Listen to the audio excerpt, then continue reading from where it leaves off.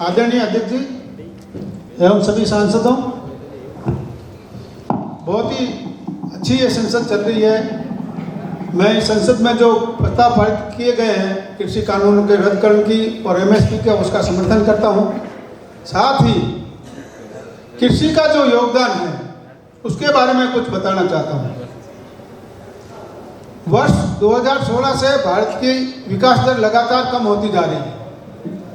इस और औद्योगिक उत्पाद और सेवा उद्योगों की जो विकास दर है वो घटती जा रही है, उसमें रोजगार भी घटता जा रहा है। और इसी पीरियड में किसानों द्वारा जो उत्पाद किया जा रहा है उसकी उत्पादन में विकास दर बढ़ती जा रही है, उनका सहयोग बढ़ता जा रहा है। इसका मतलब भारतीय अर्थव्यवस्था को बचाने में कृषि व्यवसाय है, कृषि है, उसका बहुत बड़ा योगदान है।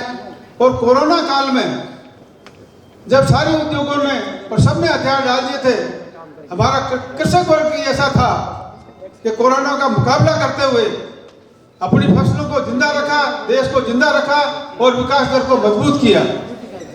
दोनों कोरोना काल का इतिहास है कि किसानों ने अपना पूरा सहयोग देकर के इस देश को जीवित रखा। जिन किसानों ने इस देश को जीवित रखा वही सरकार इस किसानों को खत्म करना चाहती है, इनकी जमीन हड़पना चाहती है, इनको उत्पादन का मूल्य पूरा देना नहीं चाहती है। ये बड़ी विडंबना है हमारे साथ।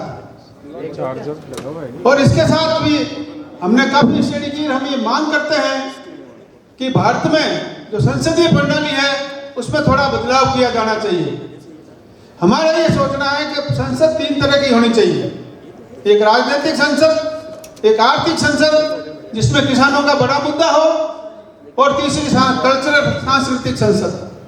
किसानों की संसद में ये प्रस्ताव लाया जाए कि भारत के बजट का जो आर्थिक संसद होती उसमें 50% बजट किसानों के लिए सुरक्षित किया जाए, और राज्यों का भी 50% बजट है जो किसानी हित में, किसानों की सुविधा के लिए, खेती की पेयजल की और बिजली की व्यवस्था के लिए, खाद बीज की व्यवस्था के लिए और प्राकृतिक खेती के लिए ये दिया जाए।